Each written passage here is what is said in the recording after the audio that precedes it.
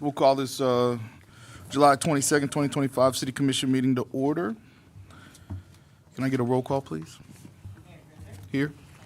Miller, Here. Commissioner Bloodsworth, Here. Commissioner Howell, Here. Commissioner White. Here. We'll have our invocation by Commissioner Bloodsworth and then the pledge right after. Let us pray.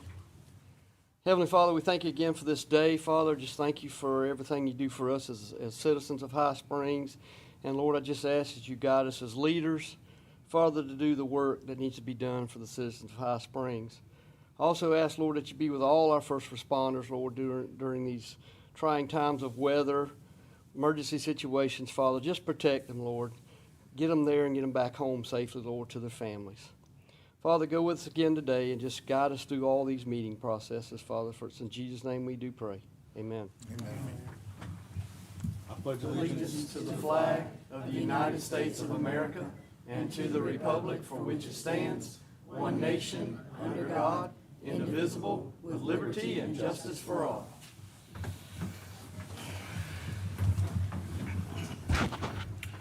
We'll move on to approval of agenda. Mr. Mayor, make a motion to approve the agenda. Second. It's been properly moved and seconded. All those in favor say aye. Aye. All those opposed, same sign. Approval of the consent agenda. I make a motion that we approve the consent agenda of 1, 2, and 3. Se- It's been properly moved and seconded. All those in favor say aye. Aye. All those opposed, same sign. Special presentations. Presentation by the Early Learning Coalition of Alachua County. Good evening, everyone. My name Good is evening. Xavier White. I guess I hit it too fast.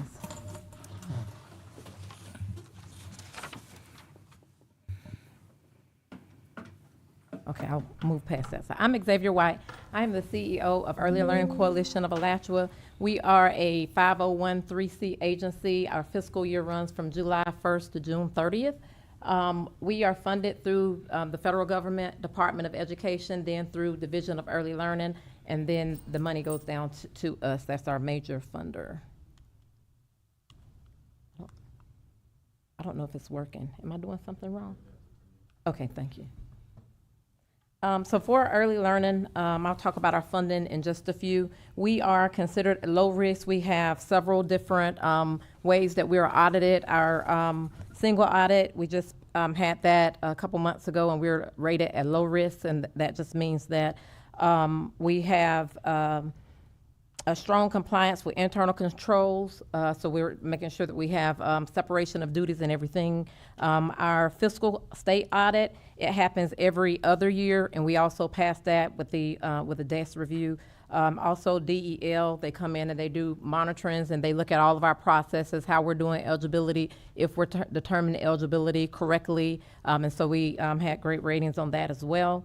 The bottom line for Alachua County, we're a fiscally responsible agency. Our funding stream changed a little bit from year over year, and you can go to the next slide. We have 30 coalitions in the state of Florida, and so for Alachua County, we only cover Alachua County. Several of the coalitions in neighboring counties, they cover several counties, like to the north of us, Gateway, they cover several counties, and then over to the south, they cover several, but Alachua, we just cover one county. Next slide, please. So our funding streams, most of our funding comes from federal and state government. This year, we were allotted our notification of a fund of award was $12 million. The VPK is $3 million. Children's Trust will be awarding us $450,000. The City of Gainesville, $65,000. The CAP program, we get $35,000 from them. The UF Campaign Charity, that goes up and down. We got $1,000 last year. The numbers for this year haven't been updated yet. The City of Waldo, which is a new recent funder, they awarded us $4,050. We serve about 4 children out there, I believe. And South State Bank is our newest funder, and they gave us a grant for $5,000 to help with what we're doing. Next slide, please. And so a little bit more about the Division of Early Learning. The School Readiness Program is statewide in every county, all the 67 counties here in Florida. We provide financial assistance for children. Those children can be between the ages of 0 to 12, all the way up to 13. If they do their recertification at the age of 12, we'll take them all the way to recertification in. So some children can go up to 13. Our VPK program is free for every child that is 4 years old, regardless of whatever their income is.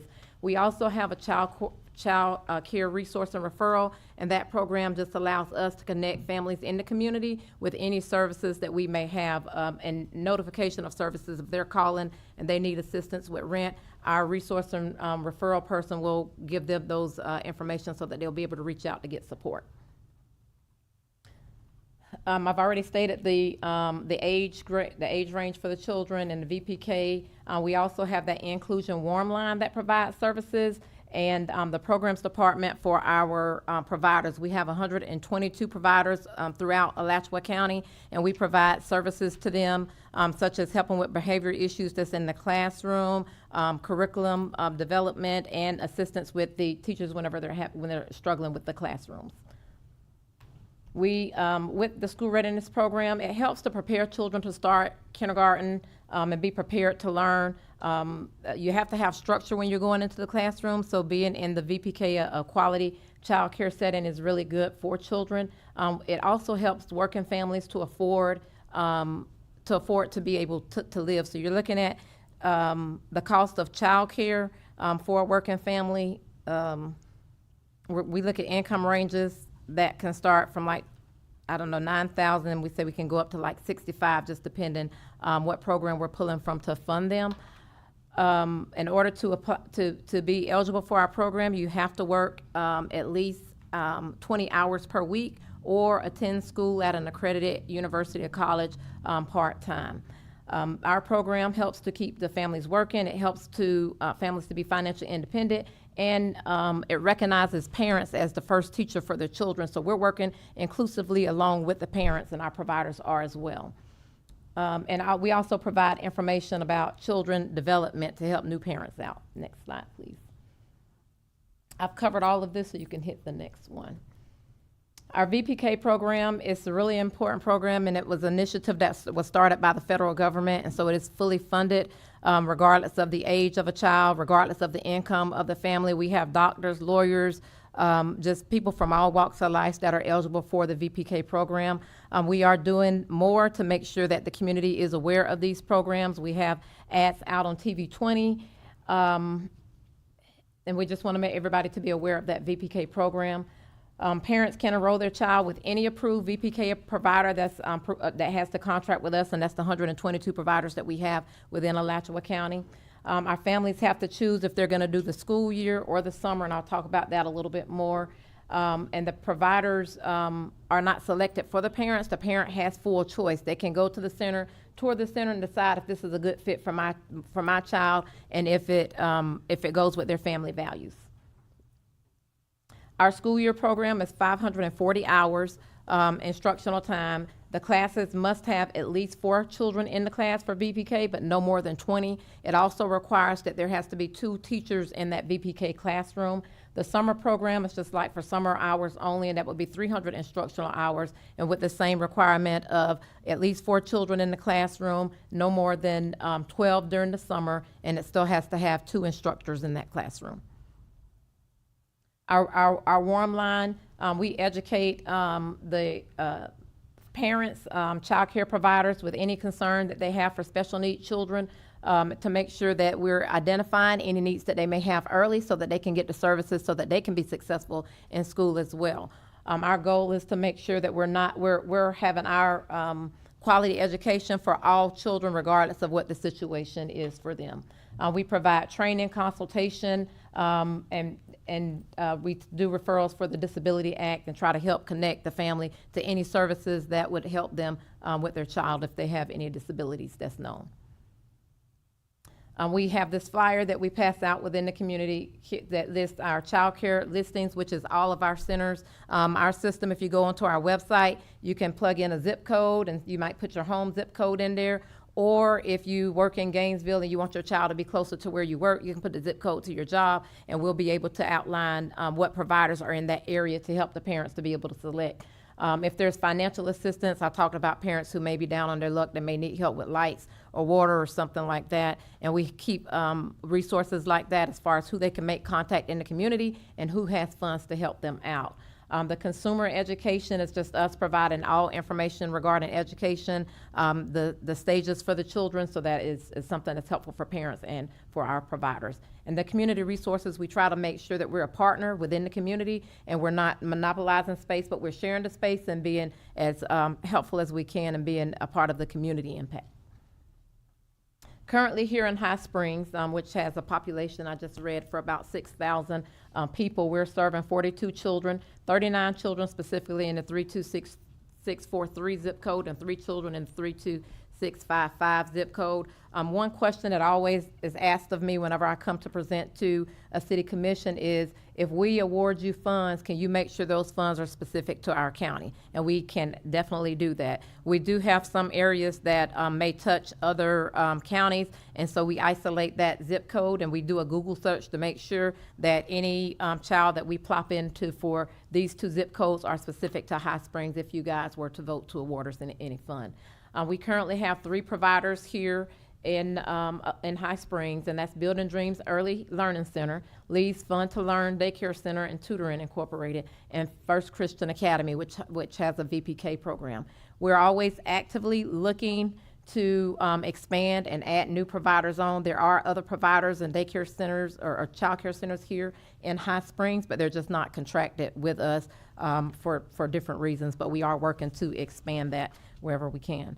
I would like to just give some information about the cost of care. So the average cost of a daycare for an infant is about $60 per day. We average about 22 days in a month that would cost for care. And if you take that 60 and multiply it by 22, the overall cost for a parent would be $1,320. And I want that amount I want you to be cognizant of that amount, because that can be as much as some people are paying for rent or mortgage. And you know, just imagine our families that are at a lower income level and they're having to try to figure that out without assistance. This fiscal year, the budget, I'm sure you guys were watching it as part of your civil duties.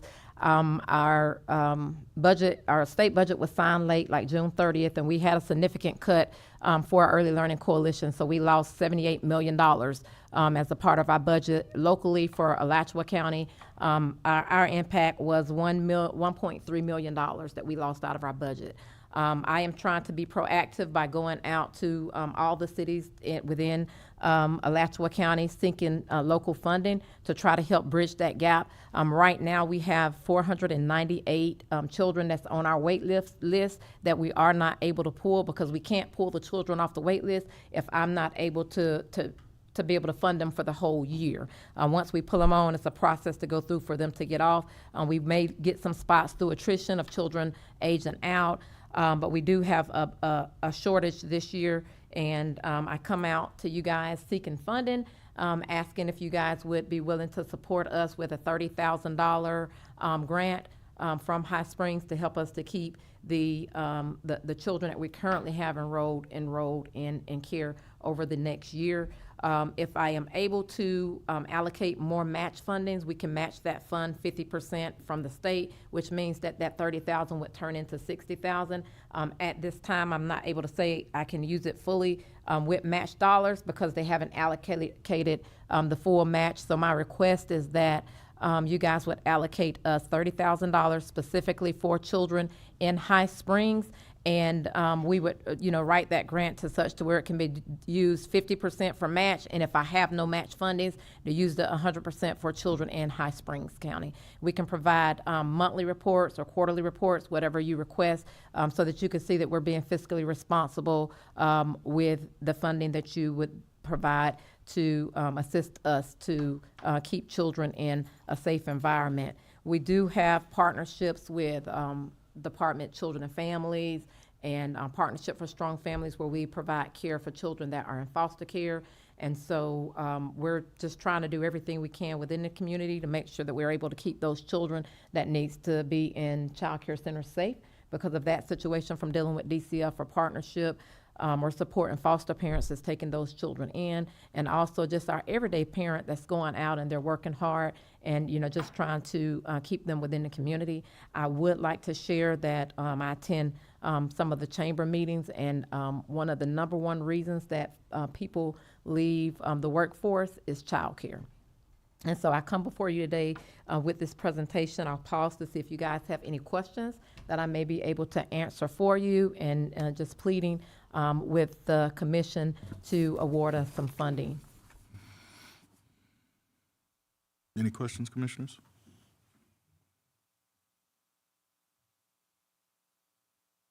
Yeah. Looks like you guys do a lot of great work. Thank you.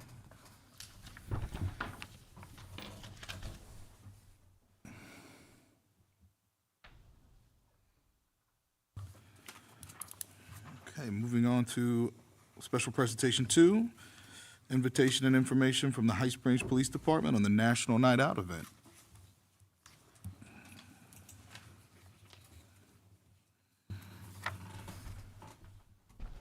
Good evening, Mr. Mayor, Commission.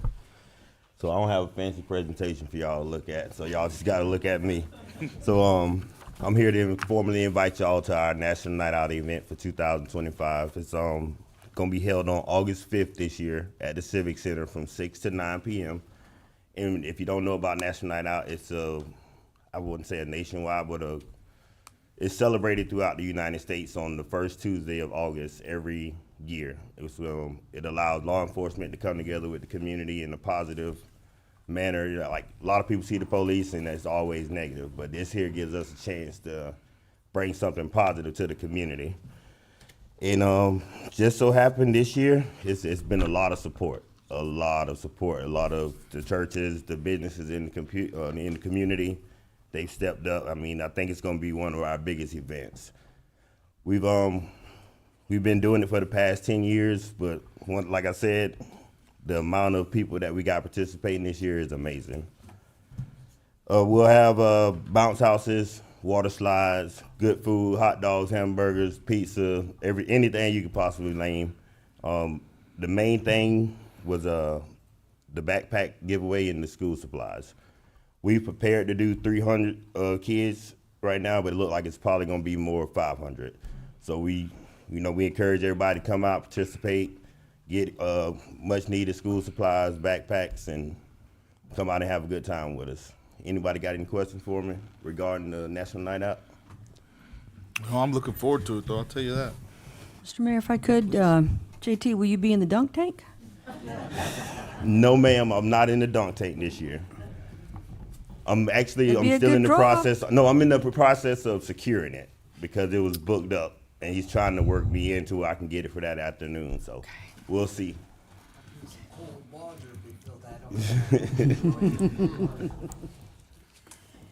Every time I do a dunk tank, it seems like it's only cold water. Anybody else? No, sir, thank you. I look forward to seeing y'all there. Absolutely. Good night. All right, we'll move on to unfinished business item number 1, discuss, consider, and act on ordinance 2025-04. This is a long ordinance title, so everyone please bear with me. Mr. Mayor, this is ordinance number 2025-04, an ordinance of the City of High Springs, Florida, calling for a referendum question to be placed before the qualified electors of the City of High Springs at the next general election, which is scheduled for Tuesday, November 4th, 2025. Providing referendum question determining whether to amend Chapter 10, alcoholic beverages, specifically amending Section 10-2 relating to hours of sale, days of sale, and modifying the need and ability for a special permit. Providing amendments to Section 10-2 of the Code of Ordinances of the City of High Springs, providing for the full text of the proposed amended code section for the City of High Springs, providing for requisite ballot language, providing for repeal of all conflicting ordinances, providing for severability, and providing an effective date.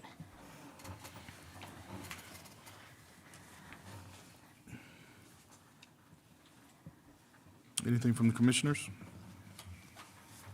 The only thing that I wanted to point you all's attention to is this reflects all the changes that you all voted for, motion by motion.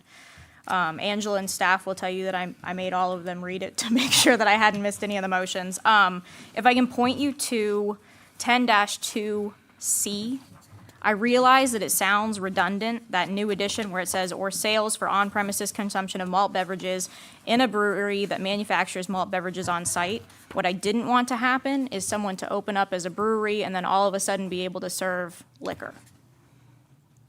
So that's why you have that on-premises consumption of malt beverages in a brewery that manufactures malt beverages. I didn't want there to be any wiggle room. That seemed to really be what you all were getting at, is that you want to create this carve-out for breweries because they're not the same as bars.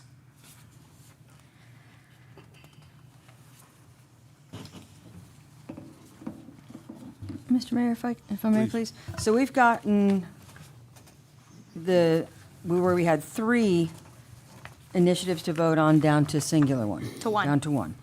And we're keeping in the 51% reference here, and I thought that we weren't going to. Here's why. Okay. If I'm a restaurant, I sell peanuts. I sell peanuts to you for $25. With my peanuts comes an alcoholic beverage. I'm driving, I don't want to play this game of what is a restaurant, what's not a restaurant, how do we define a restaurant.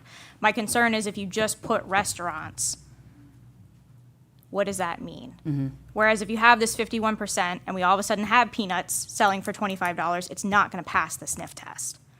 That is not going to qualify as a restaurant. It's not going to qualify as one of these businesses. So I know that we had talked about removing it, and my concern was, how do I defend that? How do I define a restaurant if I exclude the definition of a restaurant? Understood. So I do recognize that I should have highlighted that. I apologize, Mr. Mayor, that I did keep that in there. Well, one of the things that I hear people say, and they're right, is that we do not track Sure. sales. Sure. And I, as a municipal government, I don't want to get in anybody's, cash drawer there to figure that out. But that's something we've taken a lot of heat for. Sure. Because we're not tracking that. Right. I mean, I understand what you're saying in terms of it. If we just put restaurant, what does that mean? What does a restaurant mean? Yeah. And that may be something outside of the referendum that we go back and clean up in this LDC rewrite period of what a restaurant is. And then we can fine tune a section like this in that rewrite. But right now, for purposes of that gap period between the referendum and the LDC rewrite, I didn't want there to be this world in which what is a restaurant? Yeah. Okay. I appreciate the fact that you've got in here so many different times holds a beverage license. Yes. So that's good. And at the end of the day, the end result here is if this passes in High Springs, it will allow a brewery or a business that manufactures malt beverages on site to be open on Sundays. Correct. That's the end result. Yes. Nothing else. Correct. Okay. Thank you.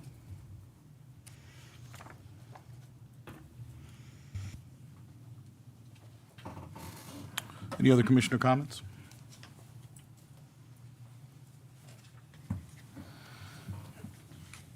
I'll entertain a motion. Mr. Mayor, I make a motion that we accept the ordinance as presented. Second. It's been properly moved and seconded. Do we have any citizen comment on this?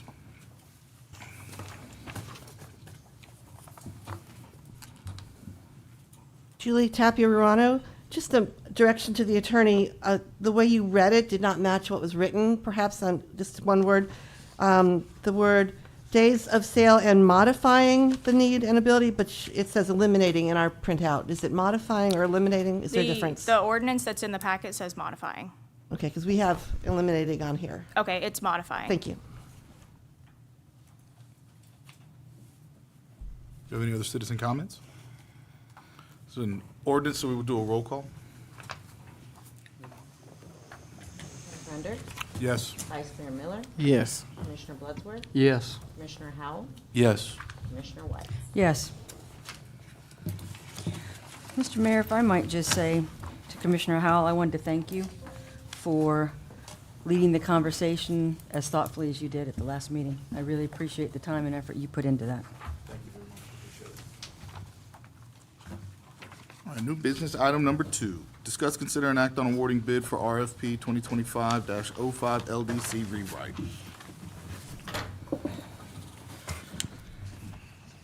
Good evening, everyone. So, when we last discussed this item, you guys directed us to go get additional information on the breakdown of the lump sum fees proposed. So in your packet, you will see that 2 of the 3 responded with additional information. When I reached out to CGA, they did not respond, but they already had a breakdown in their submittal. So that's, there was nothing, they didn't respond to my email, so I don't know if they had any additional information to add. I do believe that both KCT and McGrath Consulting are here tonight. So if you have any specific questions for them, I would say ask them instead of me, because I won't know the technical side of things. But as for what staff thinks, we believe that the best product for High Springs that would be better molded for our needs would be from McGrath Consulting. Yes, it is the more expensive option, but you all did allocate ARPA funds. So it's within what you allocated for it. And just know that, yes, it's expensive, but the LDC, you keep the LDC for quite a long time. So if we mess this up, we're gonna be stuck with it for 10 years. So I would like to get a very good product. I'm comfortable with the team she has assembled. We know they make a good product. So that would be our recommendation, would be to go with McGrath Consulting. Thank you. Commissioners, do we have any questions? I don't have any questions, but I do have a comment that I would like to make. I met with city manager and Miss Diane earlier, and I felt that we should go with KCT because of the fact that we do have issues that's coming up with budget, and we need extra money. And if we went with KCT, we would be almost gaining $80,000 that we're gonna need in the future with sewer. I understand that this is important, but sewer is a bigger issue than this. To note, though, you guys did allocate ARPA funds, so I don't know, can ARPA be used for reallocate? Okay.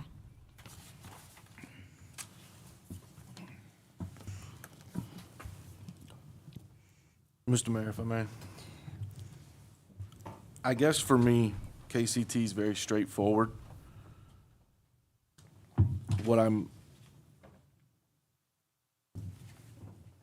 The optional task is a problem for me. Like, I don't understand if we're paying for a product, that product should just include everything. Why, I guess I just don't understand why there would be an optional task and enhanced scopes of things. It's almost like, I don't know, supersizing a Right. McDonald's meal, you know? I just, straightforward, I guess, is my problem. Is there a reason why? We can have McGrath Consulting come up and speak to the different Perfect. scopes of work.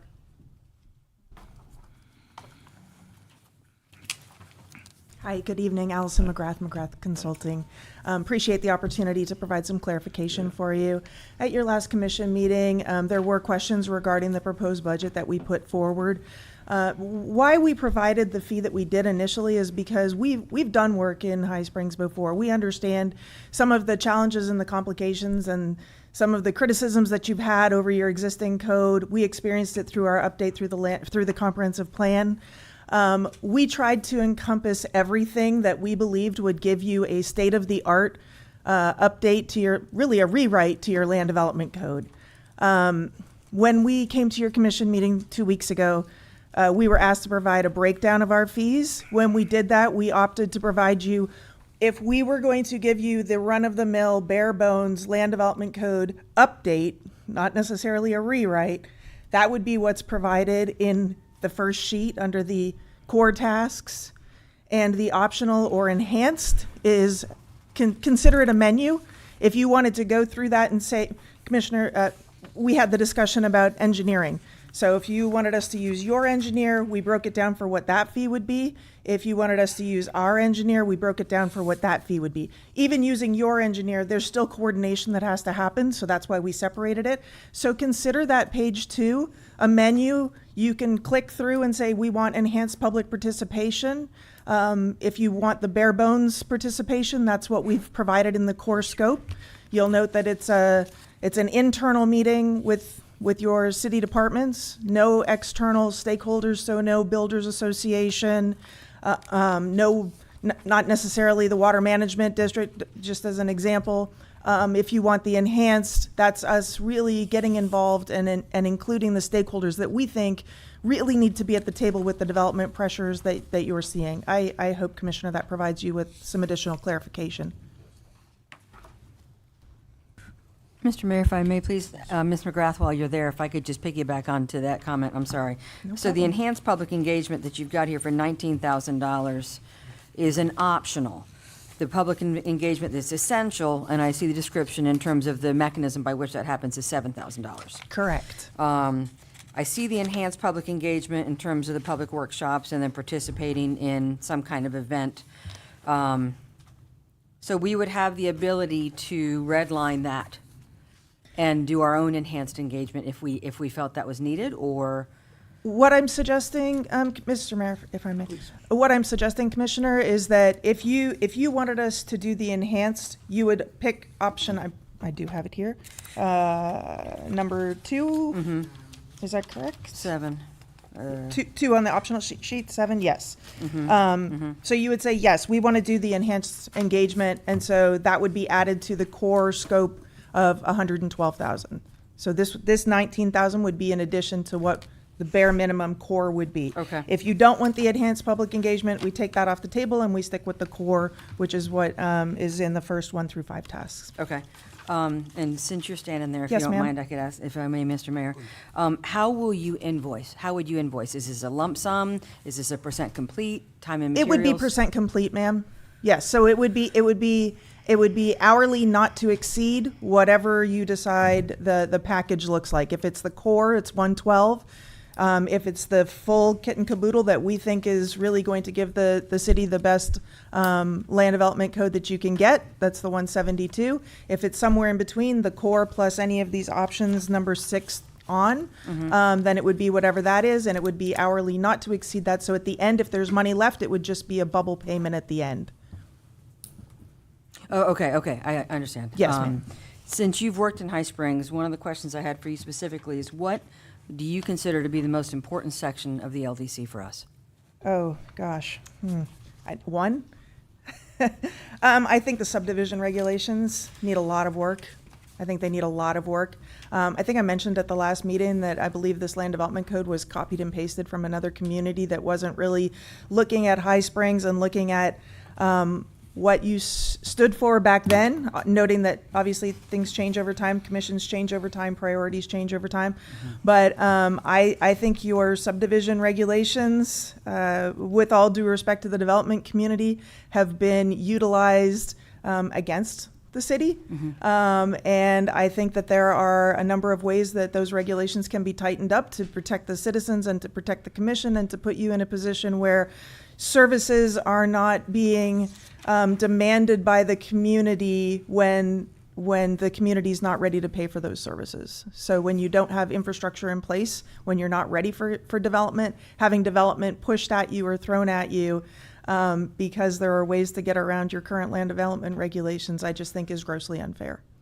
So in that particular section, we recently, over the last few years, had a rather large project come to us, and we were powerless, really, to do anything to really tighten up on the density.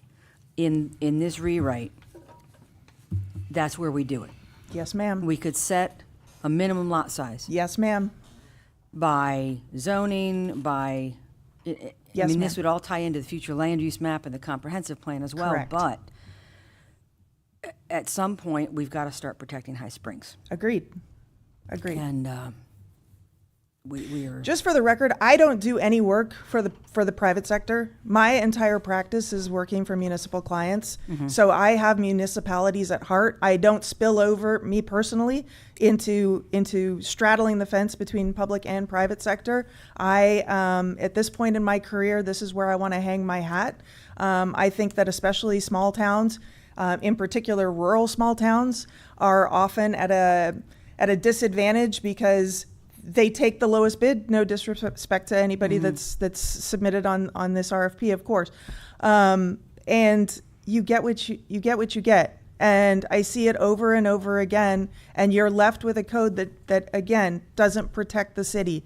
And I just don't want to be doing that type of work anymore. I really am hanging my hat in a space where I want to act as an extension of your staff to protect your city and your citizens. Okay, I understand the invoicing. I understand your most important section. Thank you. You're welcome. I had a couple questions for KCT also, if that would be okay, Mr. Mayor. Absolutely.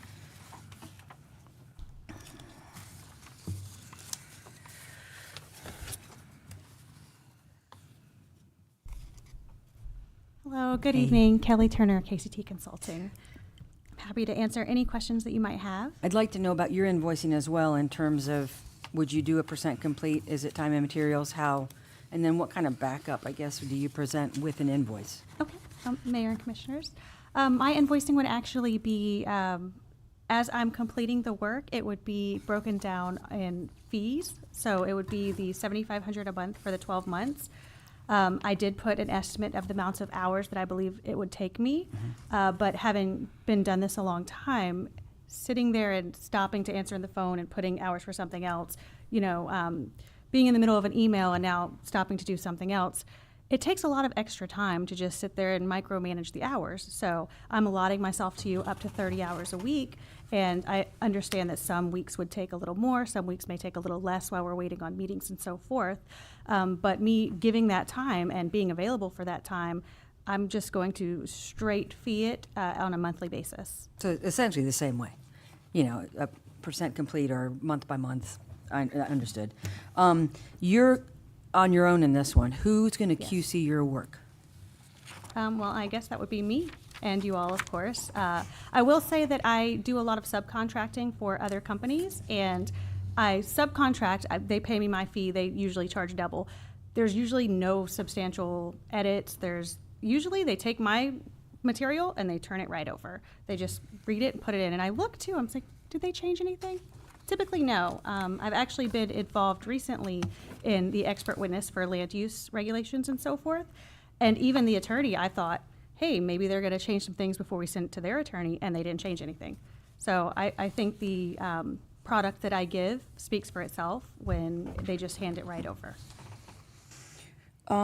So in your opinion, what's the most important section of the LEC for us? Well, I would say it would be the revising zoning districts and regulations, because that has been outlined in your RFP as its own separate task, which is why I put that in its own task as well, because it's mentioned in your RFP, and more hours will be allocated to that task to make sure that not only you have the zoning that you would like and you'd have, clusters and areas that you would like, but that you could be presented with different options to say, if you went with this, here is the outcome. So now there's extra time spent to show you the product that you've chosen and what it's going to look like in implementation.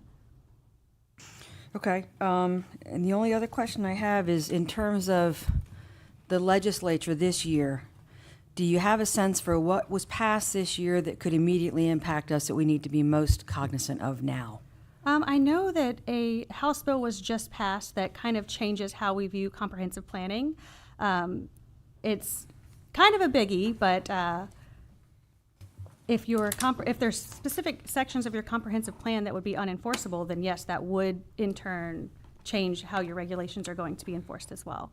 I would say that typically I like to figure out what the bill says and then meet with people, figure out what they like about the bill, don't like about the bill, and so forth, and then move forward with a plan that says, okay, this was just passed, this is how it affects your city, and this is what we need to change. So you don't see anything in our current LDC and what was passed this year that we need to be on red alert for? To be honest, I looked through your LDC, but being as this is a maybe job, I didn't spend a whole lot of time combing through it. I just did kind of a quick scan to see your sections and outlines and so forth. So I didn't go in and really comb through your code, and that would be something that I would do if I was awarded this contract. Understood. Thank you. You're welcome. Any other questions?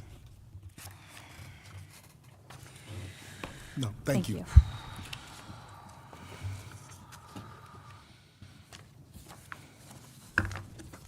Commissioners, what are we thinking? I see somebody here from our planning board. Can I ask their opinion? Absolutely.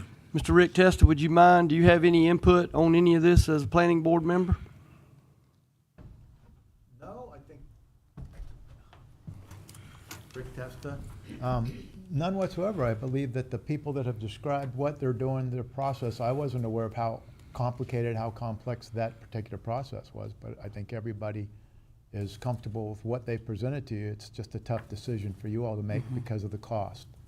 You as a planning board member, do you see anything that we as commissioners in this city needs to change or update in what y'all are dealing with as a planning board that you think is a trouble spot that needs to be updated? Well, I came in this evening, and when it gets to the public comment, I certainly have a specific issue to bring up this evening, but it really doesn't have anything to do with this particular part of the agenda, and what I'm bringing up isn't on the agenda, so. Really, Okay. there's nothing I can think of to add to. We have another planning board member, so if you have anything to add to the question. Yeah, Anything? definitely, absolutely. I forgot about Miss Julie, sorry. Julie Tapia Ruano. I think I concur with the biggest issue is the subdivision oversight for future development. We have an opportunity at this time. We don't know what's happening with Bridlewood, but that could change in the future depending on how our codes fall or how we can change language. I really have no preference on either company. I think cost effective is good, but I also like quality for the more rural focus. Thank you. Thank you. Mr. Mayor, if I might ask the attorney a question, since we're specifically referring to a subdivision that's still in play but in flux right now. They're already entitled to everything they're entitled to. Sure. Any LDC change is not going to impact that particular property anyway. Correct. So You could make an LDC change tonight and it wouldn't doesn't change matter. anything. Right, I just wanted to make sure. Correct. If I might ask Mr. Mayor Christie a couple of questions. I don't mean to put you on the spot, Christie, but I've looked through the optional tasks, because if we're looking at 90,000 versus 112,000, in terms of the optional tasks, enhanced public engagement, I think we could do that. You know, I'm just trying to think without overloading you and getting Jeremy looking at me crosswise like he is right now. I don't want, I would never want to unduly burden you because I know how busy you are. In terms of the regional industry stakeholders, I think that's a pretty critical part. I'm part of BANSF in my day job, and I know those folks. But it's a very different world that they're circulating in than here. So I understand how important that is. The Water Management District is looking at certain things, BANSF, all of those folks. With the optional task, best practices reports, the engineering support, and staff training and implementation, how hair on fire do you get if we didn't do all of those? Well, first, I would want to make sure that the attorney says that we can change and take things away, because it would be my opinion that that sort of undermines the RFP process. Of If they gave us something, we go with what they've given us. I would rather us go with the full scope of what was offered. And obviously, it would be a better product, and I don't want to undermine that RFP process and make it not a workable thing. So I would defer to the attorney. Yeah. I don't disagree with what Christie's saying. Yeah, okay. That was going to be one of my questions, is I don't think we can go from the 170 something to 112 and. So there is no option or enhanced scope, it's 172. I think it's all of it, right? That's what the. It would be my recommendation for all, RFP, all or nothing, just so that we don't have any sort of legal troubles with the RFP and undermining The it. three of us have discussed this briefly with Danielle, but mostly with Christie. It does undermine the RFP process, and it's a very unbiased, everybody gets it opened and everybody has a fair shot at it. And I agree, I think it's an all or nothing. And to be honest, if you're asking my opinion, which you're not, I'm not looking at you cross, by the way. Is first, either one of these companies will get the job done. Correct. But this plans the whole development and sets the standards in which we will hold for years to come. This is what Christie operates from, and this is where, if I have to make a decision, this is what guides those decisions. We allocated more than enough money out of your ARPA funds. All of them are below that. So I don't know how much I would go on the cost of it, because like we've heard a couple times, you're gonna get what you pay for.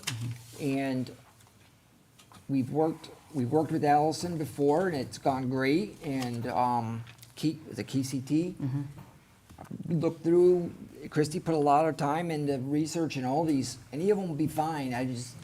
The money was a hard thing when we opened them. It was really weird to see the disparity between the amounts. But we've already allocated that money, and during some one-on-ones we've talked about, well, what if we save the money? What are we going to do with that money? That for the sake of this, I don't think that's the right way to think. I think this is probably one of the most important things that you guys will approve this year is this LDC. And either company's great. I just do it right. Now, I know we said that the money is not that important, but I remember the last time when we first brought this up, Calvin and Associates was actually the recommended one. And I had to tell you all they were 1.5 review. And then we just switched to one of the highest one all of a sudden. But we were just getting ready to talk about the lowest one being the person that we should choose. Well, in the recommendation I made, it was, the first choice would have been CGA for price. It was the best price for what we would get. But my second choice was McGrath, if you were comfortable with the price. So I did say it was a better product for McGrath Consulting, but it was the price I was worried about. So that's why I kind of gave those options of the first one was CGA for price-related reasons. But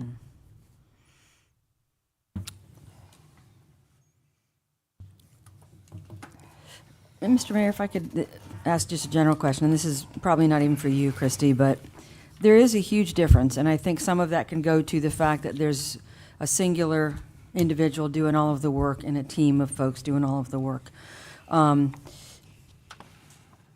How much knowledge, and this would be probably for Ms. McGrath, did you understand how much money we had appropriated when you put your packet together? Mr. Mayor?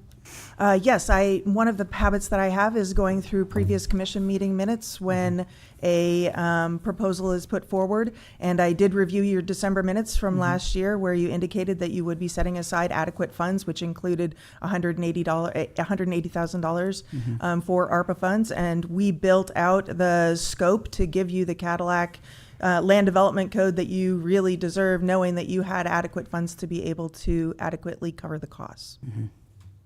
Okay. Can I ask the same question of KCT? Sure, Mayor and Commissioners. I did not know what was allocated, but when I look at the price that she gave, it would be the same type of price that one of the companies that I subcontract for would give, and then subcontract work out to me and pay me half of that, which I don't have a problem with. I understand being a large company, you have overhead, you have all these different things that you have to pay. So I wasn't actually surprised at the fee, but I do believe that with the fee that I gave, I can provide the same level of service. I do believe that I can give you an awesome LDC, and I honestly believe that the product that I can give, I do not think that anyone else can.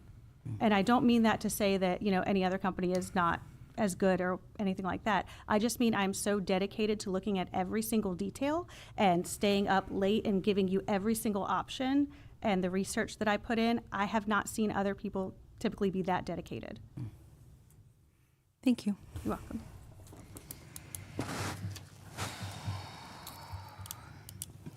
Well, I make a motion that we give the the LDC RFP to KCT Services. I second. Been properly moved and seconded. Do we have any citizen comments? And this is a resolution? That's a hard one. Oh, I'm sorry. I was looking at the next thing. That's my fault. We have a motion and a second. All those in favor say aye. Aye. All those opposed, same sign. Aye. 3-2. It passes for KCT. I just want to say thank you. Appreciate the consideration, and I'm sure that Kelly will do a great job for y'all. Thank you. We appreciate all of y'all showing up to us. It's a big deal, and we know that the work you would probably do would be fantastic. I went out and checked with people that have worked with you, and you guys got very high reviews, all Thank three you. companies. Thank you. I appreciate it. Good night. That was tough. It is. That was tough. Okay, we'll move on to citizen requests and comments for issues not on the agenda. Please state your name for the record and limit comments to 5 minutes.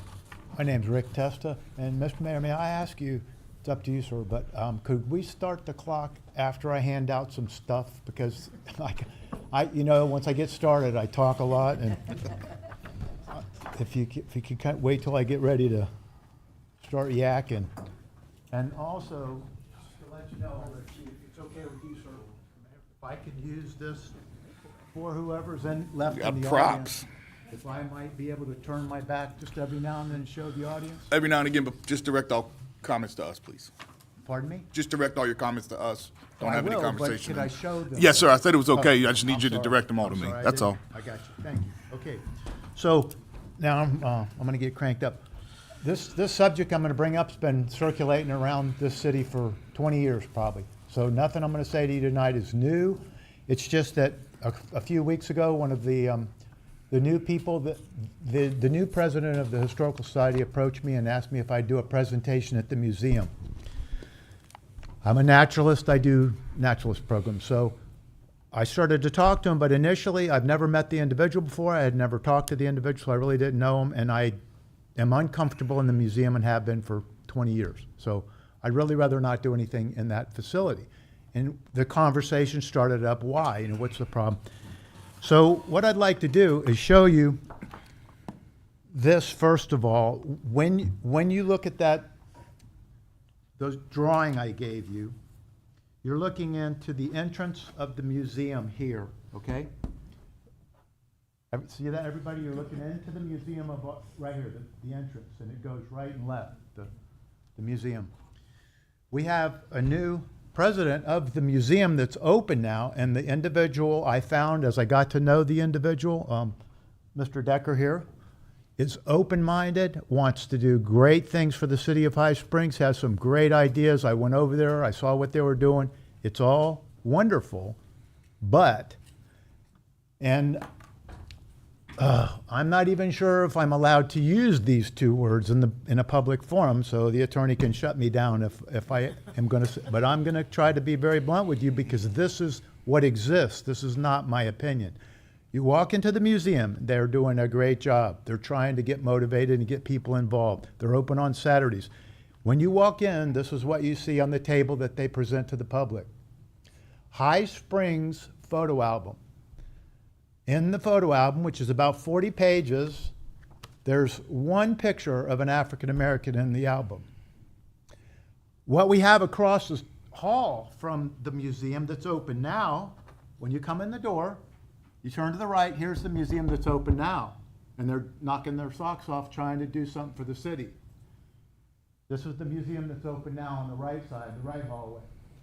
Directly across the hallway is the Black Museum, and it's not open.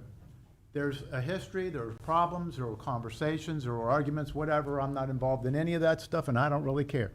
All I know is if I'm going to be involved over there, I would prefer to have a museum that's open to everybody and includes everybody. So that's my opinion. That's all that is.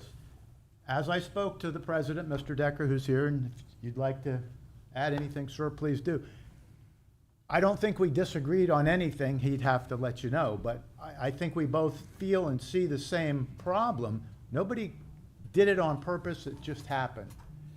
It needs to be changed, and I have a simple solution. The solution's been available to the city, but none of you are aware of it because you're all new. We have a completely new commission, we have a new city manager. This is something that a lot of you aren't aware of. The building, if you look at your photographs there, there's dotted lines. You come in the front door, and instead of going down a hallway to the right, you build a petition right there. Me and a couple of friends of mine, or anybody that's in construction, could build a freestanding wall there with an opening in a day, with very little funds that would come through contributions or whatever. Nobody's asking the city for any money for this. It's just something that has to change. Once you close this off, then this hallway becomes part of an entire square footage, okay? You merge both units, you open all the doors, you let people that come in on Saturday walk through and go through different sections of this. There can be any cultural exhibit in the entire area, or pictures on the wall from anybody, but the entire area would be used, and it would be free-flowing between the two. One of them wouldn't be locked up for just one group or the other group. And it's just, I mentioned a problem when I walked up. I find it to be a problem, that's all. You may agree, you may not. But I've also offered you a solution to the problem, a very easy construction project that says, over those dotted lines right there, folks, where those dotted lines are, that would be the entrance to the community museum, everybody's museum. And it would say High Springs Museum right on the door as you walked in. You could have 2 doors put in that petition to secure things in there. There was a problem one time with some security issues in one of the museums. Thank you for your time. That's it. Thank you. I recommend you all go to the museum, Jack. I went. It was awesome. It is awesome in there. They are doing a great job. And I agree. We should have it all open. Do we have any commissioner comments? My only comment would be, I think the first step would be talking to former Commissioner Williams, because that is the museum that he operates, and see if he's open to partnering with the High Springs Museum, because I feel like that's something that we as a commission can't override, because it is his stuff in there. So, Do we know when this is open, that other museum is open? It's not open often. It's not open at all. No. It's got it in storage. Everything's set up. Sorry, everything's set up in storage in there. He's got things set to the side. It's not set up for, at least last time I went over there, it wasn't set up. Mr. Mayor, may I ask if, the Vice Mayor, is that all personal items of former Commissioner Williams, or is it stuff that he has gathered from the community and is just kind of the gatekeeper? so I believe He's the gatekeeper. about 60% of it is his, but some of them have been donated. I'd love to see it. items. I would love to see it. It's a beautiful museum. Yeah. Yeah, there's a lot of stuff in there. He's gotten a lot of stuff from. Aren't there a lot of offices down that hallway? Like, as far as construction wise, wouldn't that be an issue? No? Okay. One? I mean, it wouldn't be an issue. It would be an issue? Okay. Maybe it will be an issue. Wonderful. Mr. Mayor, the only thing I would proffer to you all, first and foremost, is that they are private entities at this point. So to Commissioner Miller's point, it really comes down to them. The other piece is, this was discussed at the plan board last night, and Christy is going to get me the leases for the 2 entities, because the other thing we need to be careful of is, have we guaranteed a specific amount of space in these legally binding contracts? So I have question marks right now, but I wanted you to know that we are in the pursuit of determining some pieces of this. Yeah, and then right there, that wall, we couldn't block that off because that's a bathroom. Oh, yeah. That's Well, a that was my bathroom. next question. Where were the bathrooms? Is that what that was located? Because I remember, but I'm not 100% sure on it. Well, nothing wrong with conversation. I'm glad to hear that the conversation's at least been started. I will say this in conversation wise. I'm glad it started, because when we went to Tallahassee, that whole museum of the old Capitol building, all those were different Awesome. rooms. Yeah. And it was very well, it flowed well. It's Yep. just communication, I think it's something that could be done. So. Yeah, you'd leave one area Correct. and learn something, you go to the next area, and it would Correct. just, very informative. Is the one still over here, is this still storage for a bunch of other stuff? Because I've been in there before. That's where the Mr. Decker, is that- robotics is is. I that think. where? Robotics, Yeah. robotics is in that empty space. We're gonna be Okay. talking about robotics at a future meeting and space allocations as well. And then this office space is It's used for storage. files. Okay. Well, it sounds like the conversation is getting started, and I think that is what the most important part is. Do you have any other citizen requests and comments? John Decker. The only thing I would add to that, I think it's a great idea that Mr. Testa came up with, and we are out of space. And when you're in the museum, you can only display so many things on the wall, and you run out of space. So we have taken some of our displays and put them on wheels, and we roll them out of the main room into the hallway when we're open on Saturday. So if we were to do something like Rick says, we could use that hallway and make better displays and incorporate the other room on the other side too. That'd be great. Thank you. Thank you. And Mr. Decker, you are doing a fantastic job at that museum. I've gotten a lot of compliments off that museum. You guys are doing a great job. I went in there one Saturday and got to hang out with them for a while, and it was a heck of a good time. Good afternoon, evening, Sue Weller. Mr. Mayor, the only thing I would like to raise, and I have no idea if this is an issue or not, and that would be, is if you were to put up doors there, blocking that hallway off and making that full area a museum, because that is a historical building, I don't know if you can make those modifications. That's my only question. Good point. I'm sure there's something that can be done, or we can come to, if everybody's in agreement, I'm sure there's something that we can find a solution. I trust everybody. Okay, we'll move on to new business item. Discuss, consider, and act on resolution 2025-J. Mr. Mayor, this is resolution number 2025-J, a resolution of the City Commission of the City of High Springs, Florida, relating to the levy, I'm so used to Levy County, of general municipal purpose ad valorem taxes for the 2025-2026 fiscal year beginning October 1, 2025 and ending September 30th, 2026, establishing a proposed millage rate, computing the rollback rate, setting a public hearing, providing for notice to the Alachua County property appraiser, and providing an immediate effective date. I have a very brief presentation. Diane Wilson, Finance. We are required by statute to go through these next couple steps that seem, yeah, she's right, this doesn't click. I don't know why. Thank you, sorry. We're required to give specific information in specific order. So this is for the City of High Springs as the taxing authority.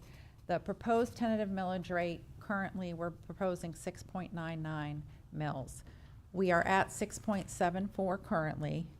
While we are not recommending in our budget to have an increase to the millage, this sets the maximum millage that can be voted on in September.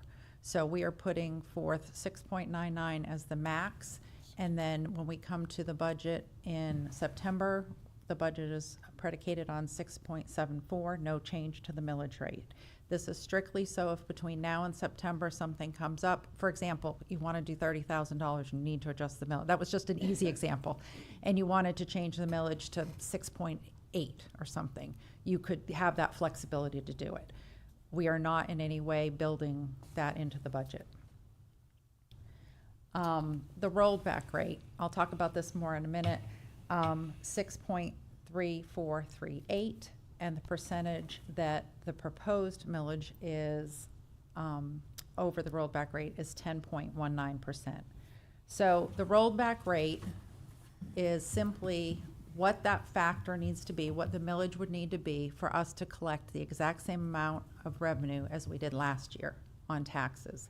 So what happens is, as the property value goes up, the millage rate you need to get that same number goes down.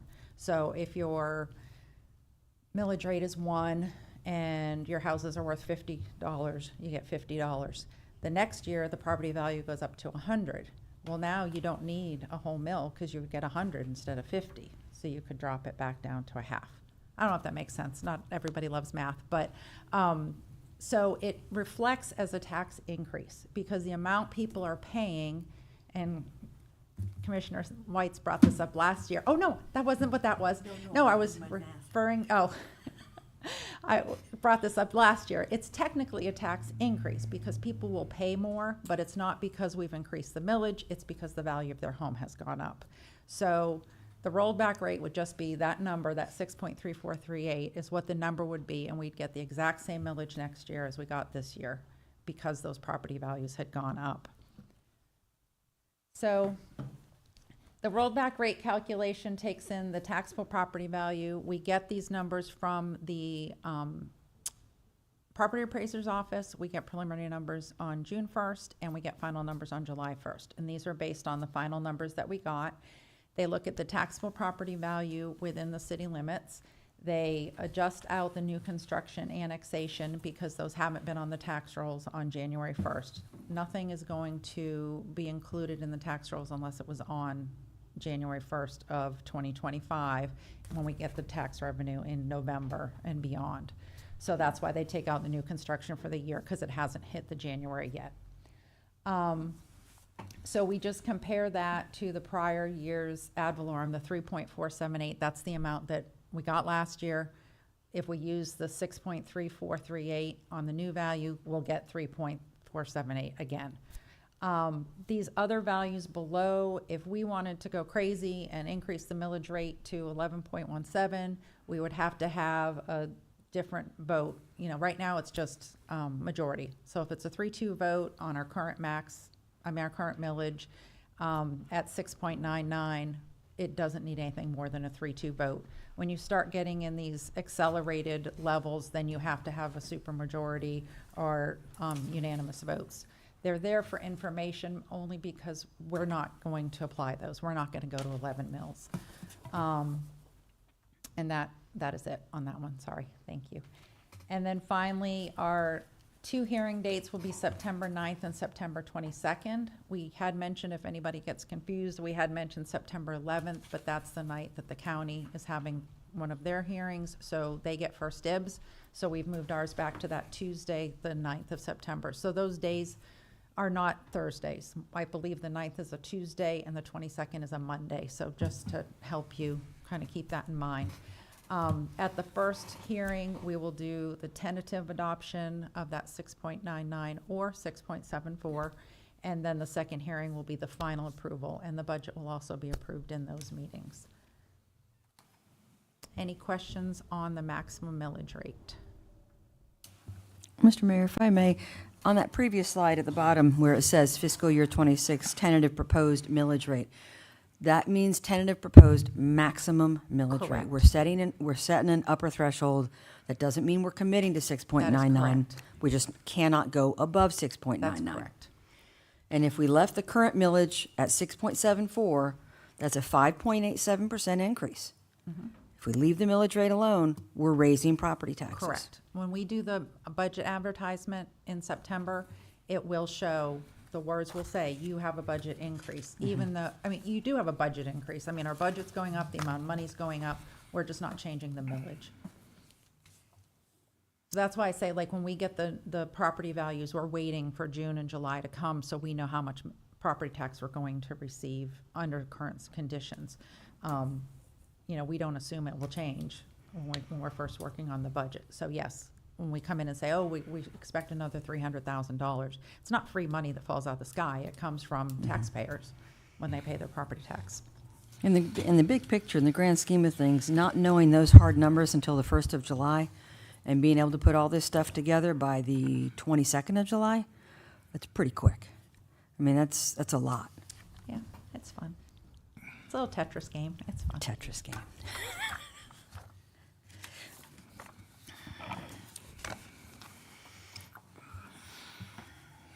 I'm not a fan of going back to 699, even as a proposed. I'm just not.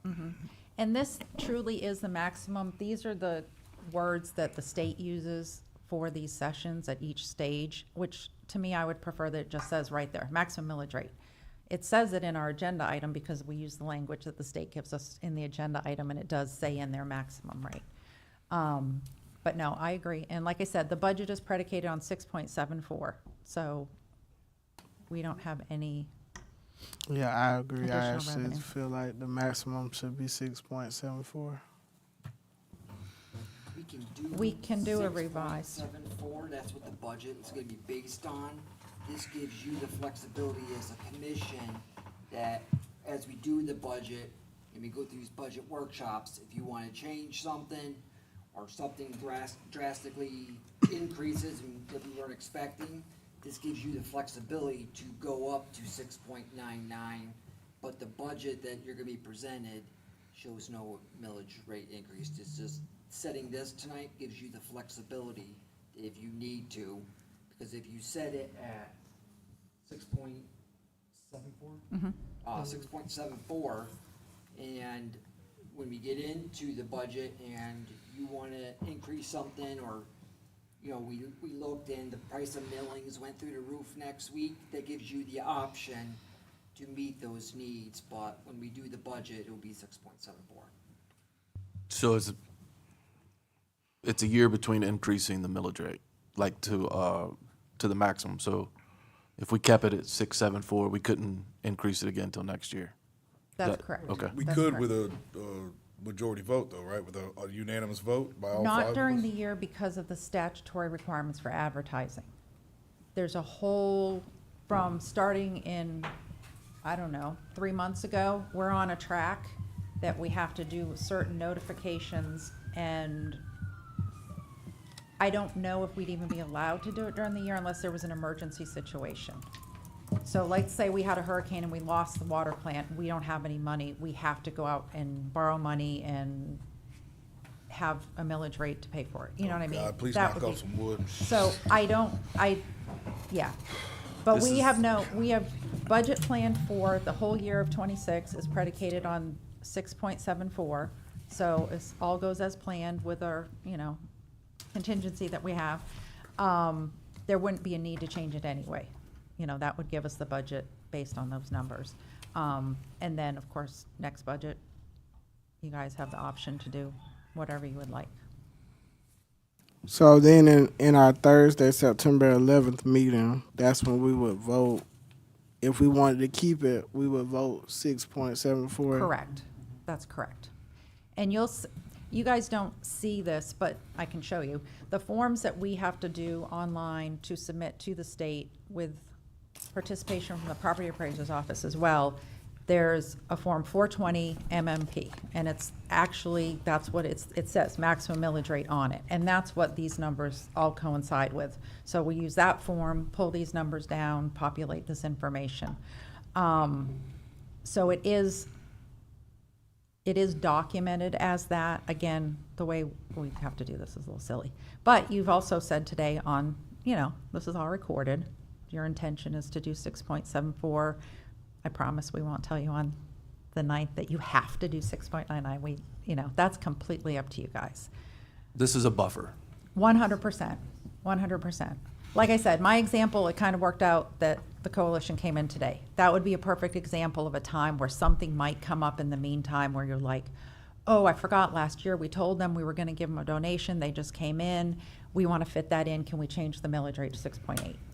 Or whatever it is. It's really those kinds of things. But again, I don't anticipate it based on the budget we have. I'm comfortable with the budget that we have right now. Mr. Mayor, can I ask one more question? Can you refresh my memory, Diane? Did we set the maximum at 6.99 last year also?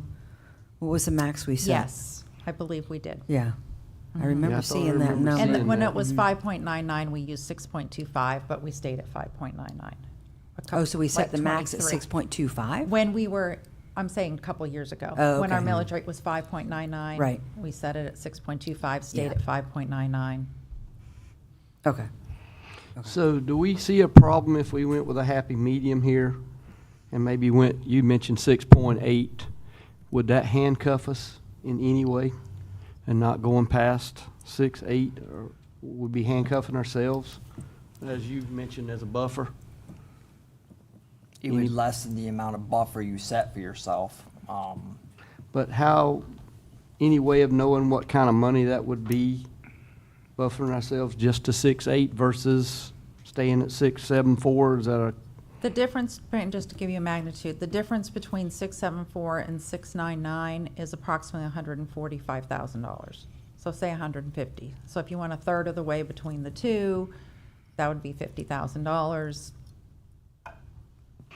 but if we keep it at 699, we still, as a commission, have to agree, all of us agree to go to that high?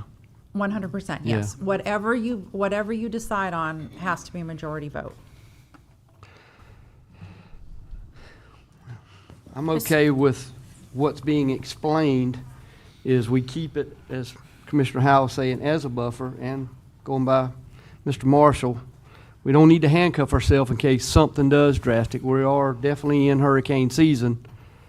I don't want to hurt our citizens anymore. We know we've got some other budgeting issues with the wastewater and other issues. But I also want to make sure we can take care of our town. So I propose let's leave it as it is, just to give us some working room here in case something does break loose.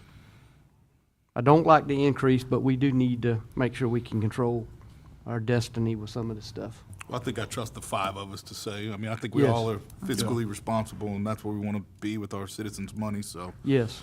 I don't mind going up there as long as we're all in agreement that it's got to be for a good reason. Mm-hmm.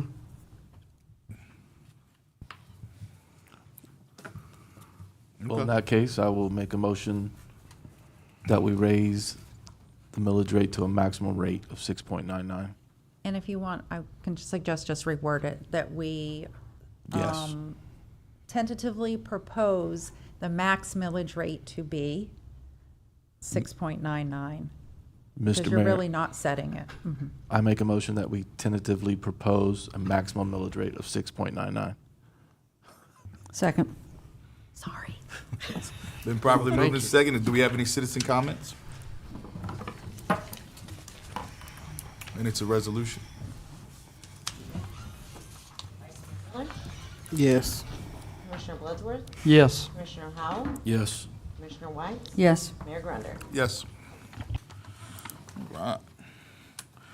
We will discuss, consider, and act on the contract between the school board of First Christian Academy and the City of High Springs for a school resource officer program. Good afternoon, Mr. Mayor and Commission. The general item, Antoine Shepherd, Police Chief. The item on the agenda is the contract, our annual contract with First Christian Academy. The only difference in this contract is a 4% increase for the contract. Are they covering the total cost of having the officer out there, or is it a 50-50? No, it's it roughs out to be probably about 65% that they Okay. cover. You have to keep in mind they don't utilize the officer for the full 12 months. Right. We also have them, there's school's only 10 months out of the year, and there's a ton of holidays and school days that they get off. So I you know look they at love that- her out there. Yeah. Y'all got lucky stealing her away. So.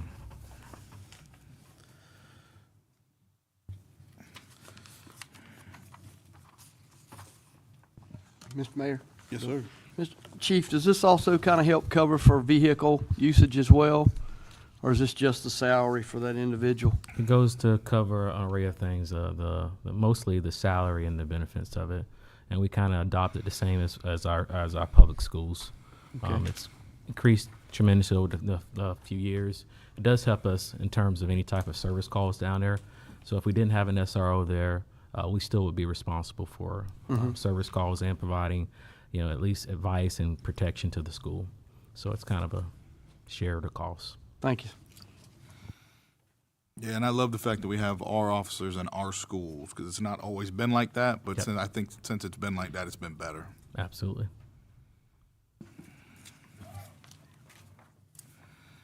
I'll entertain a motion.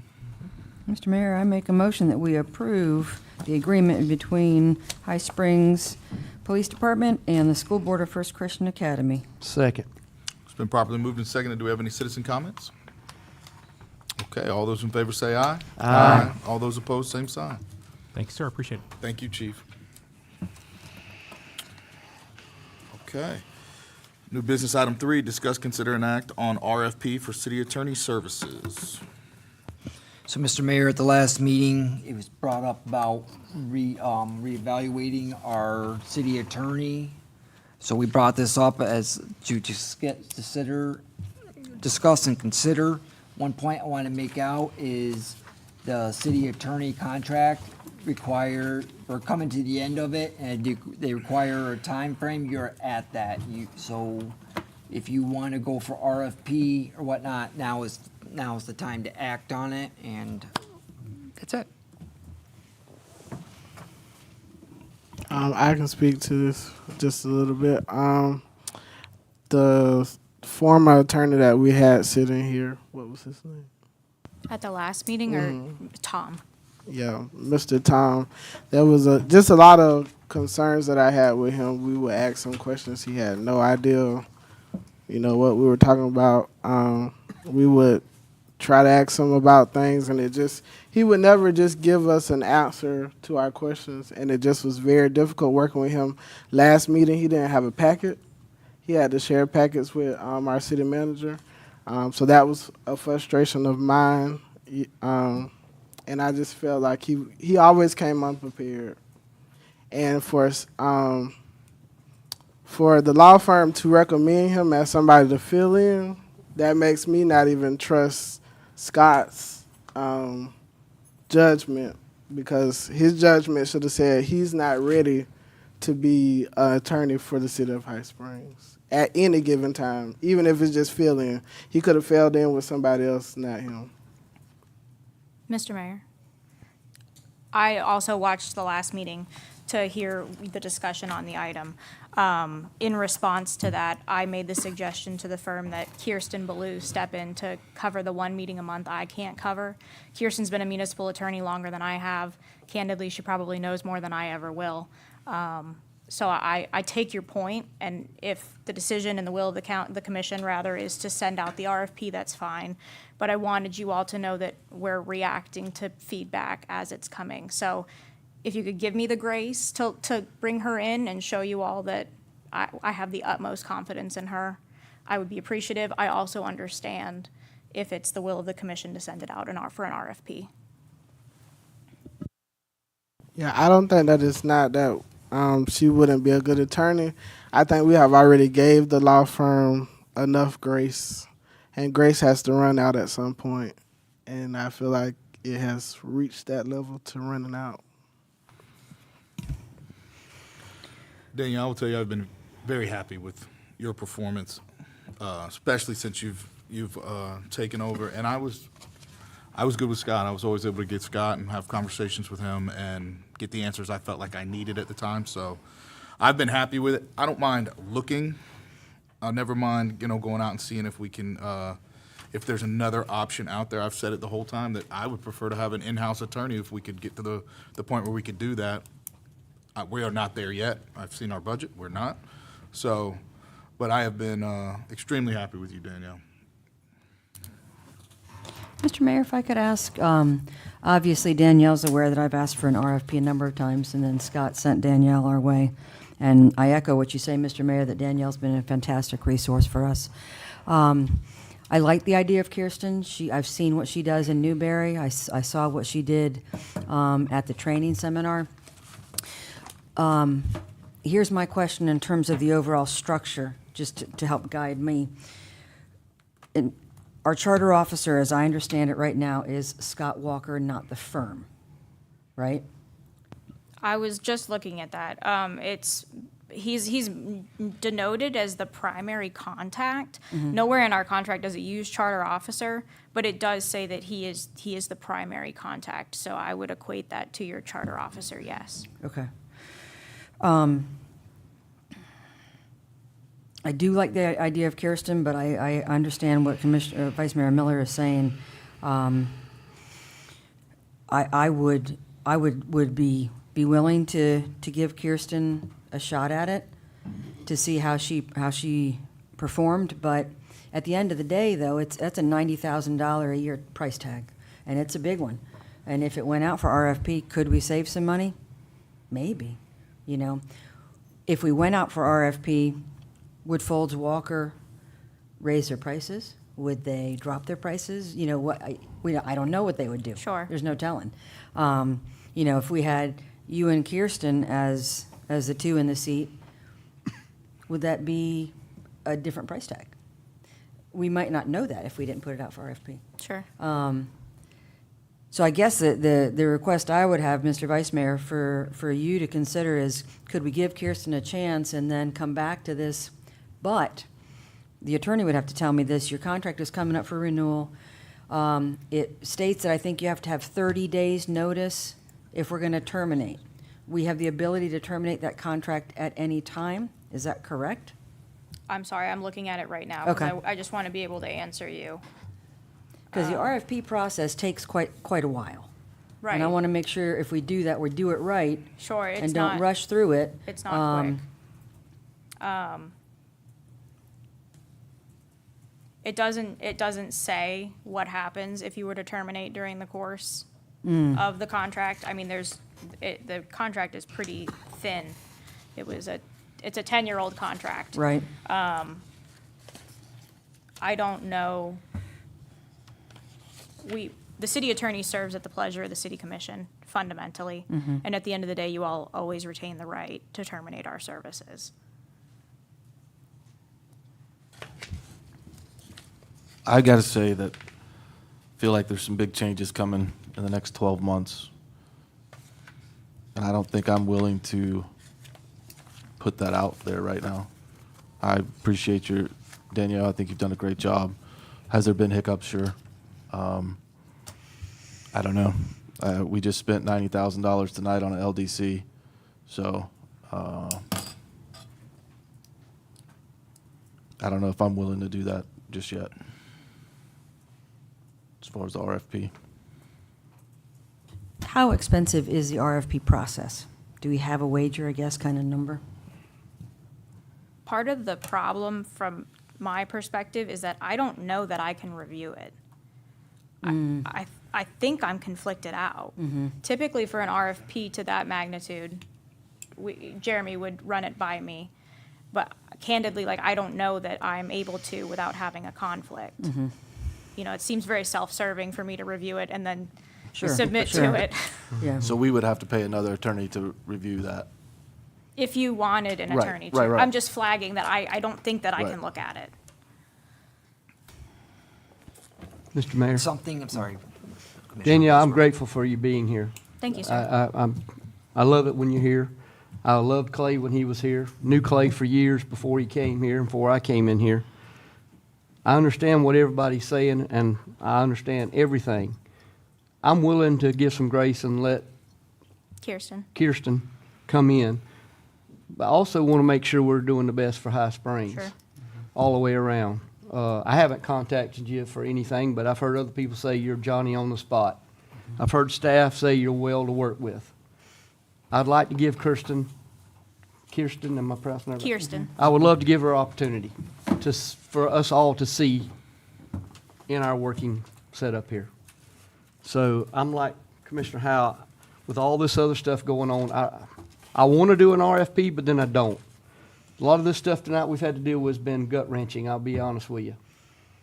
It's hard to make decisions when you're not in that profession and know what you're dealing with, and then we got to sit up here and make these decisions and live with them.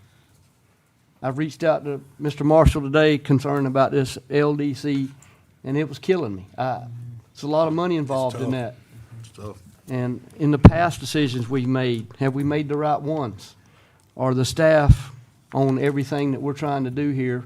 But yet it's our citizens seeing us up here spending the money, spending the tax dollars. And as you say, if we do this, we're going to have to hire another attorney now to look over it, because it would be a conflict of interest. That would be like you as a school resource applying for another school, and then yet you got to look over the contract and make sure it's right. So I'm willing to give some grace here and let her come in and show us what she can do for us and show the best interest of High Springs. Now, what I am concerned about is Mr. Walker being a charter member. What does he have to do, and what does that do if we do bring her in? Would she take over that role? How does that work? It's really up to you all in terms of how you want to do it.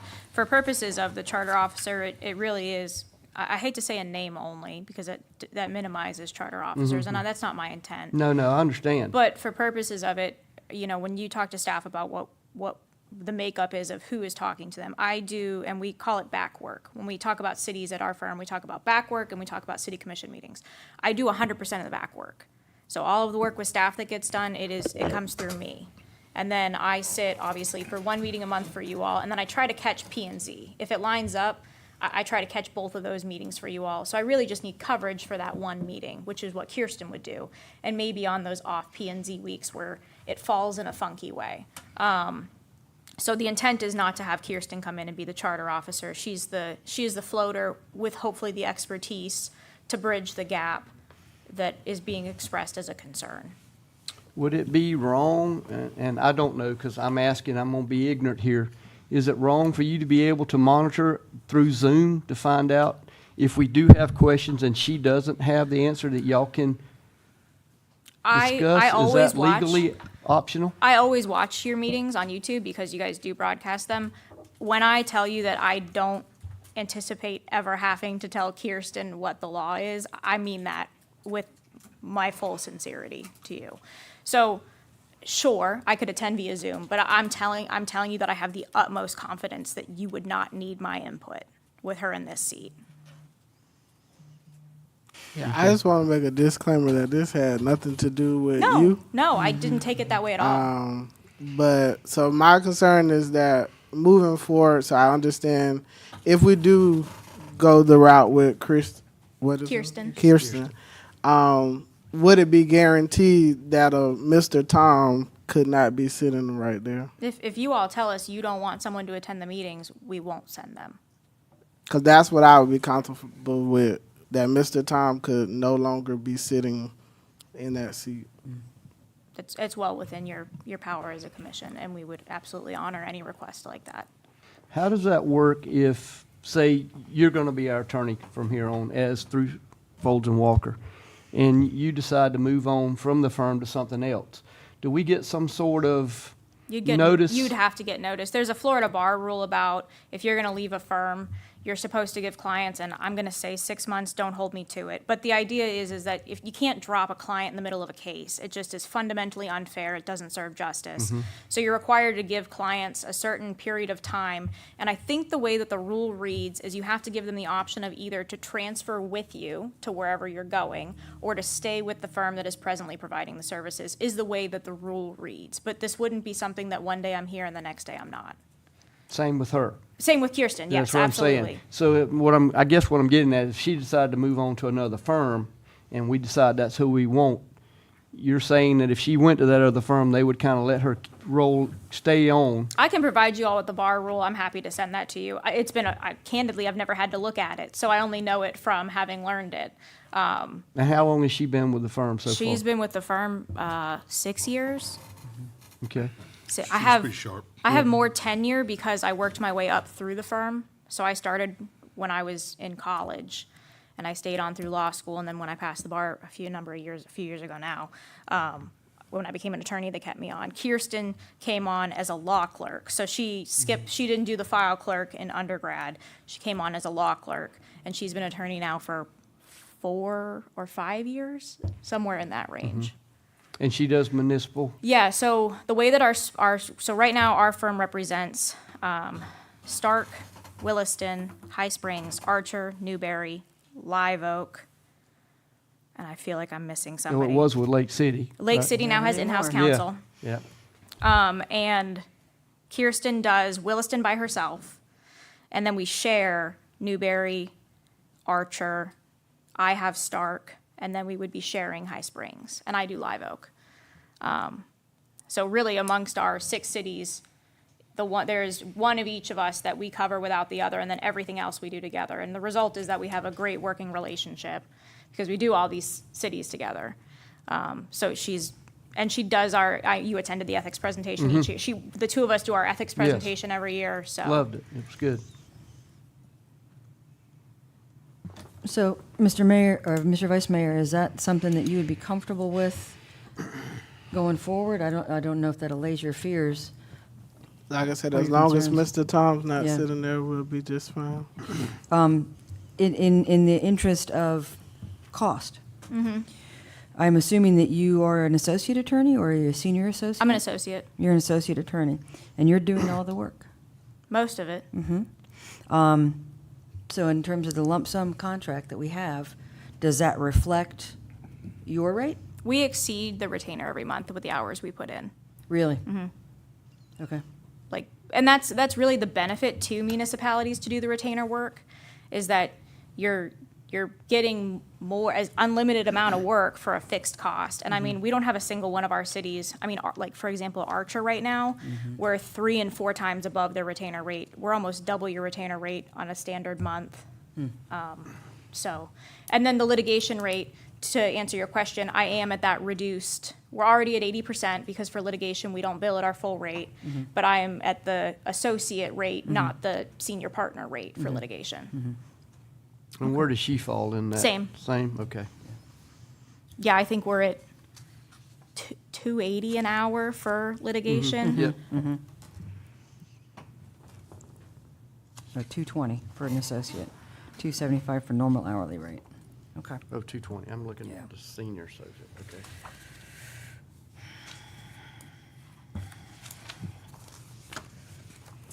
So, Mr. Miller, you're okay with us moving forward with Trying Kirsten. Kirsten?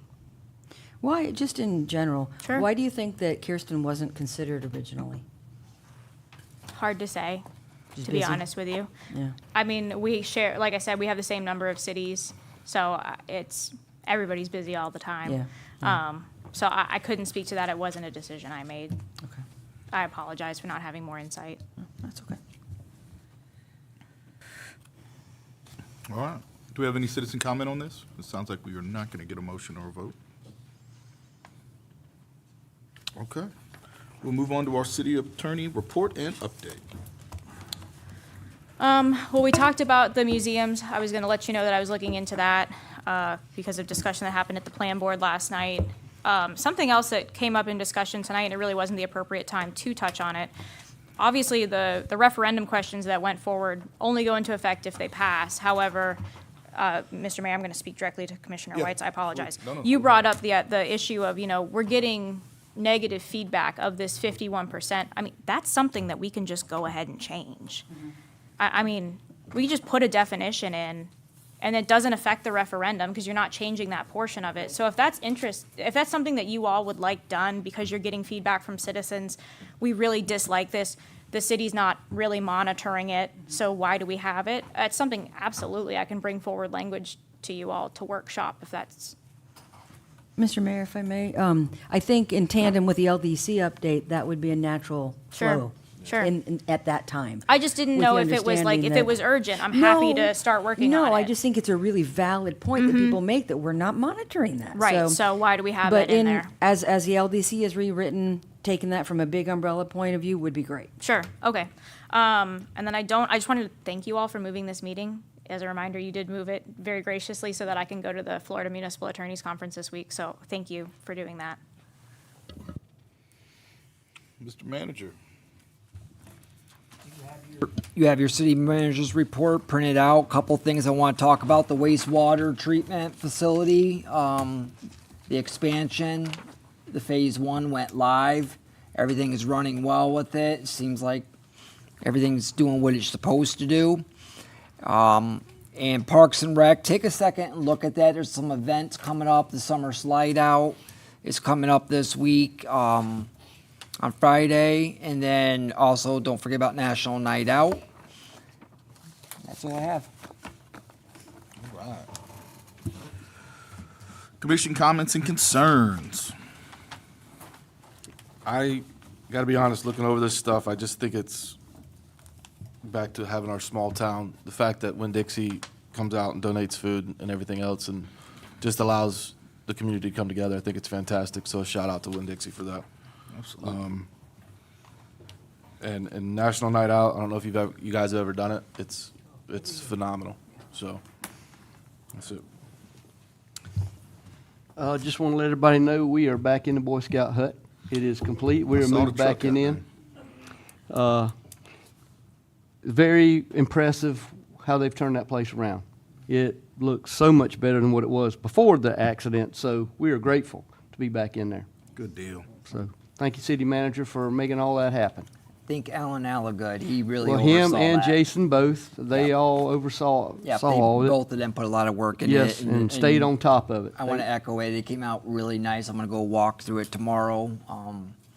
But, you know, the insurance company first came at like 11. Oh, they stayed on top getting some things Yeah, moved forward. We put the feet to the fire with Yes. the insurance company and came out with a great product. Yes, sir.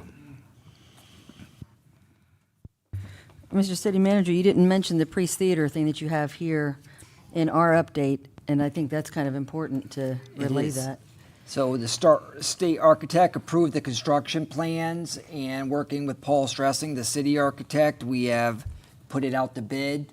I think those bids, because the amount go out for a month. Okay. Yeah. August, yeah, so it's about a month, so And what's August. that a bid, what are that a bid for? I just want people to understand what's our scope of work. So that is going to shore up the walls and put a new roof on there. Okay.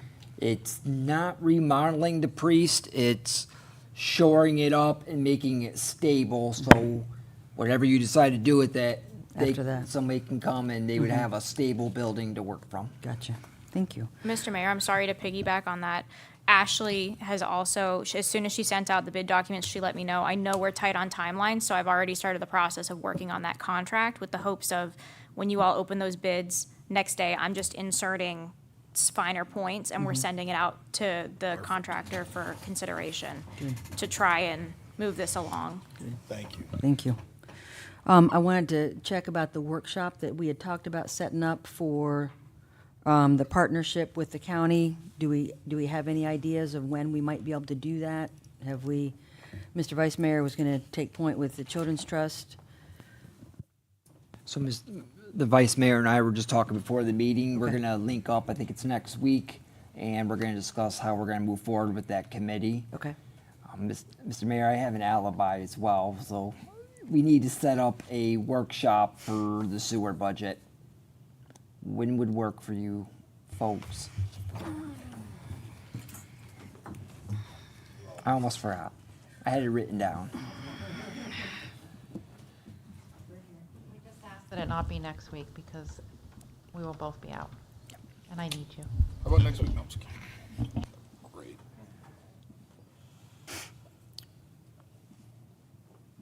Mr. Mayor, if y'all remember, You're going. be gone from the 7th to 21st. We had that regular scheduled meeting moved to the night of the 21st from the 7th. Mhm. So if we need to do something, If you guys Before want, the we can 7th. do it before that commission meeting, but would probably, I don't know how your guys' schedule looks, but I would like more than an hour. This sewer budget is gonna be tough, and we got some tough decisions to make, and I wanna hear all solutions. So if the commission meeting starts at 6:30, could you do a budget workshop starting at 5? On the 7th? No, on 21st. On the 21st. or the 4th or the 6th, is anybody available to do it on the 4th or the 6th? could Y'all do said the y'all were 4th out or of the town 6th. next week, so the week after, would that work for anybody? Fourth does not work for me. 6th I can do. 6th I can do.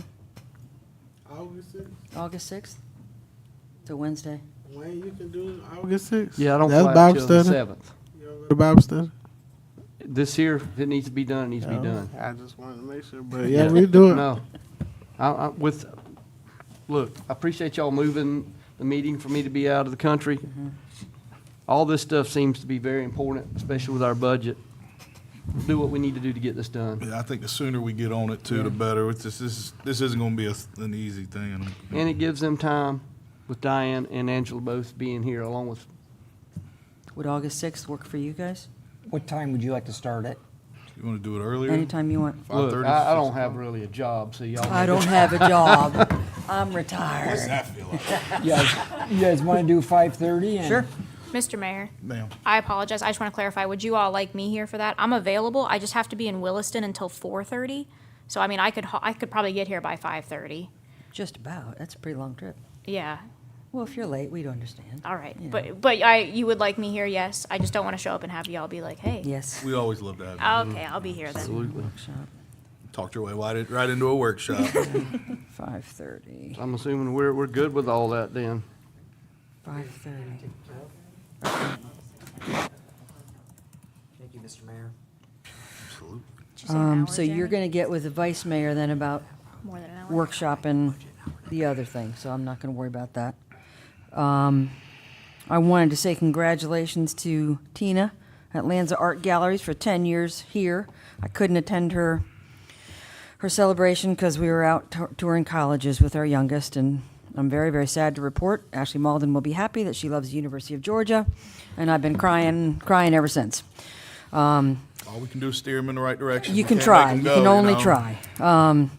And I also wanted to, I brought this up at the last meeting, but I'll take the time to fill out the form to get it on the next meeting. I was kind of pressed for time in terms of discussing the ordinance that limits the distance from a church for a place that serves alcohol, so that we can somehow button up legally where the brewery is, since it's within the 500 feet from St. Bart's. And also, I've been talking to folks at Blue Star Grill. They would love to have the opportunity to serve beer and wine, but they can't because there's a church right there that doesn't own the building, but they're leasing the building. And just see what kind of options we would be able to give legally. I mean, if they were able to solicit permission from the tenant or the landowner, because St. Bart's owns the land. So, City of Orlando, because I looked into this when you first brought it up, because I wasn't sure if we were going to discuss it. City of Orlando has an exemption process that they can. It's not dissimilar to our special permit process in the alcohol ordinance. It's not quite the same, but same idea of they like outline. There's 7 or 8 different kinds of businesses that can request to serve alcohol within that buffer. If it's a special event, a 501c3, if it's a restaurant, City of Orlando allows you to petition their city commission. So there does seem to be workarounds, and I could absolutely be prepared to bring in some examples of what other cities are doing, because it's a widespread issue. It's not just a High Springs issue. So they would petition the commission, not necessarily Not the the business landowner, owner. correct. Huh. Okay. Correct. I'd be interested to see how the. I'm not sure what their the notice churches- process looks like, you know, because you would think at that point they'd need to notice the church that they were requesting. Sure. You know, Yeah. as to give the church the opportunity to speak. I don't know the answer to that, so the notice bit of it may be how they kind of clue the church into what's going on and it's going to happen. But the City of Orlando has a pretty extensive list that you can get exemptions from that buffer radius issue. And would you be noticing the property owner or the tenant? Because that's where it could get also a I little think bit it would cloudy. probably just be the church affected at the end of the day. Okay. You know, the Okay. congregation affected, I Sure. guess maybe is a better way of putting Right. it. But like I Okay. said, I'd have to look at how City of Orlando is doing the notice piece of it. I just was looking at I was trying to figure out, can we even do this? So I'd be happy to Okay. present on that. I'll put together the form and get that, officially so we can discuss it. I'd just like to kind of close that up. Thank you.